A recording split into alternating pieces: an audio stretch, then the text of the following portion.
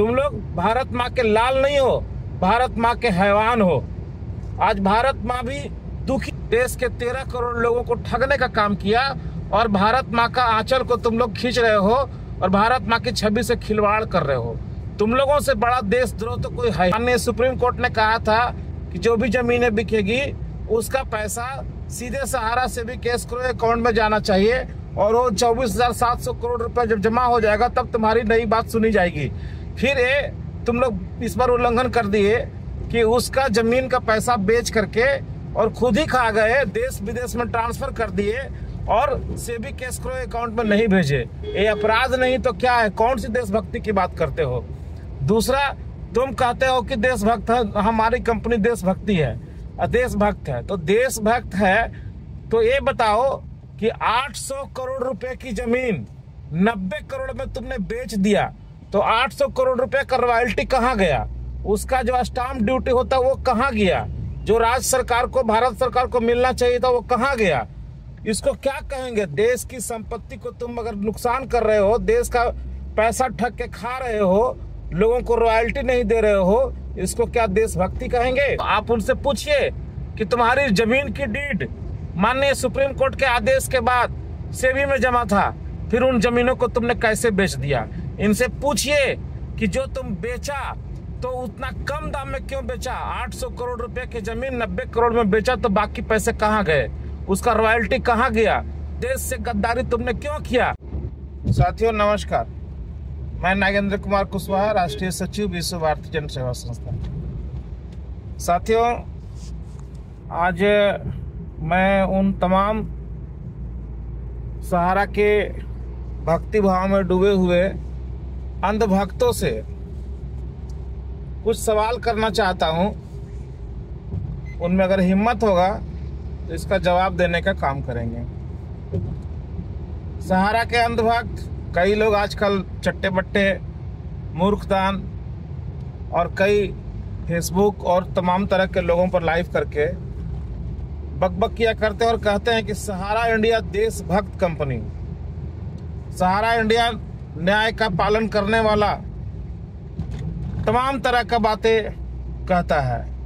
और जो लोग आज सहारा इंडिया से न्याय के लिए लड़ रहे हैं, चाहे वो न्यायालय में हो चाहे सड़क पे हो, उन्हीं को गलत ठहराने में कोई कसर नहीं छोड़ रहे हैं। मैं जानना चाहता हूं कि अरे अंधभक्तों, तुम जो कहते हो कि सहारा इंडिया देशभक्त है और कानून का पालन करने वाला है, तो जरा मुझे ये बताओ कि जब सुप्रीम कोर्ट ने कहा था कि सहारा की संपत्तियां जो भी बिकेगी वो सहारा से भी एस्क्रो अकाउंट में जाएगा, फिर इतनी सारी संपत्तियों को जांच करने में ये सामने क्यों उभर करके आ रहा है कि कई प्रॉपर्टी ऐसी है जिसको बेच दिया गया, उसका डीड सहारा सेबी वाले केस में सेबी के एस्क्रो अकाउंट में जमा था, वहाँ असाइनमेंट किया हुआ था, बंधक किया हुआ था, डीड वहाँ जमा है और जमीन तुम लोगों ने बेच दिया और बेच करके उसका पैसा भी सेबी के खाते में नहीं जमा किया।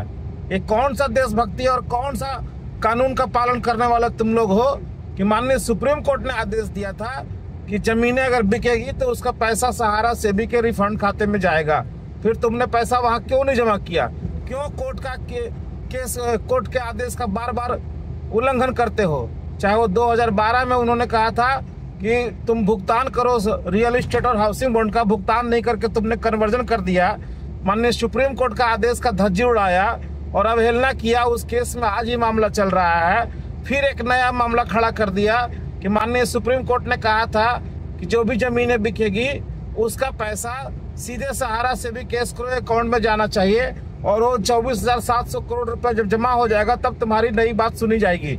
फिर ये तुम लोग इस बार उल्लंघन कर दिए कि उसका जमीन का पैसा बेच करके और खुद ही खा गए, देश विदेश में ट्रांसफर कर दिए और सेबी केस करो अकाउंट में नहीं भेजे। ये अपराध नहीं तो क्या है? कौन सी देशभक्ति की बात करते हो? दूसरा, तुम कहते हो कि देशभक्त है, हमारी कंपनी देशभक्ति है, देशभक्त है। तो देशभक्त है तो ये बताओ कि 800 करोड़ रुपए की जमीन 90 करोड़ में तुमने बेच दिया, तो 800 करोड़ रुपए का रॉयल्टी कहाँ गया? उसका जो स्टाम्प ड्यूटी होता वो कहाँ गया? जो राज्य सरकार को, भारत सरकार को मिलना चाहिए था वो कहाँ गया? इसको क्या कहेंगे? देश की संपत्ति को तुम अगर नुकसान कर रहे हो, देश का पैसा ठग के खा रहे हो, लोगों को रॉयल्टी नहीं दे रहे हो, इसको क्या देशभक्ति कहेंगे? आज आम आदमी, नौकरी पेशा आदमी, बिजनेस करने वाला आदमी जो भी पैसा कमाता है, जो भी कारोबार करता है, उससे बाइज्जत उस पर टैक्स पे करता है सरकार को, और तब जाकर के देश में इतने सारे रोड, इतना इंफ्रास्ट्रक्चर, इतना सब कुछ डेवलप करता है। और तुम सीधे सीधे राजस्व का नुकसान किए। 800 करोड़ रुपए का जमीन 90 करोड़ में अगर बेच रहे हो तो सोचो कि कितना राजस्व का नुकसान हुआ होगा। तो इसको क्या कहेंगे? देशभक्ति या देशद्रोही? तो तुम लोग देशभक्त नहीं हो, तुम लोग देशद्रोही हो। तुम लोग भारत माँ के लाल नहीं हो, भारत माँ के हैवान हो। आज भारत माँ भी दुखी होगी कि भारत माँ की तस्वीर पर तुमने लगातार माला चढ़ा करके, फूल चढ़ा करके देश के 13 करोड़ लोगों को ठगने का काम किया, और भारत माँ का आंचल को तुम लोग खींच रहे हो और भारत माँ की छवि से खिलवाड़ कर रहे हो। तुम लोगों से बड़ा देशद्रोह तो कोई है ही नहीं। अगर तुम लोगों में हिम्मत है तो न्याय का मुकाबला करो, हम लोगों के सामने फेस टू फेस बात करो। आज देश के 13 करोड़ लोगों का भुगतान नहीं होने का अगर कोई दोषी है तो सीधे सीधे सहारा इंडिया है। और सहारा इंडिया के अंधभक्त जो देशद्रोहियों को साथ दे रहे हैं, ये भी देशद्रोही ही कहलाएंगे, क्योंकि देशद्रोही को साथ देने वाला हमेशा देशद्रोही होता है। तो ये देशद्रोही लोग आज भी लोगों को सही बात नहीं बता रहे हैं, केवल ठगने का और गुमराह करने का काम कर रहे हैं। ऐसे लोगों को भी सबक सिखाने का टाइम आ गया है। साथियों, हम लोग तो अपना काम कर ही रहे हैं। जब तक आप इन ठगों के चंगुल से बाहर नहीं आएंगे, सही बात को नहीं समझेंगे, तब तक आपका इस जीवन में भुगतान नहीं होगा।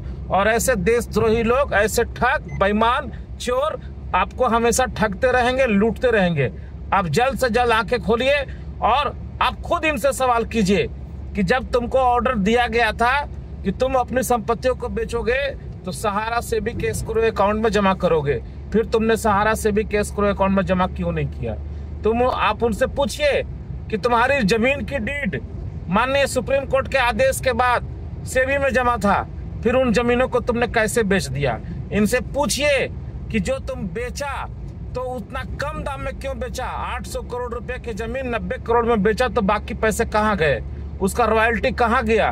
देश से गद्दारी तुमने क्यों किया? इनसे जरूर पूछिए। और आपको लगता है कि मेरा सवाल गलत है, हम कुछ भी गलत आरोप लगा रहे हैं, तो पूरा साक्ष्य हमसे लेने का काम कीजिए। हम आपको साक्ष्य देंगे और उस साक्ष्य के आधार पे इनसे सवाल कीजिए, पूछिए, क्योंकि ये पैसा वो अपने बाप दादा के यहाँ से नहीं लाए थे। ये आप ही का पैसा था, आप ही को लूट रहे हैं, आप ही को बरगला रहे हैं, आप ही को ठग रहे हैं। और आप आज भी उनका इनकलाब जिंदाबाद कर रहे हैं और उनको कह रहे हैं कि वो देशभक्त हैं। और जो लोग उनके खिलाफ लड़ रहे हैं वो देशद्रोही हैं, चंदाखोर है। तो तय आपको करना है कि आपको करना क्या है। धन्यवाद, नमस्कार, जय हिंद।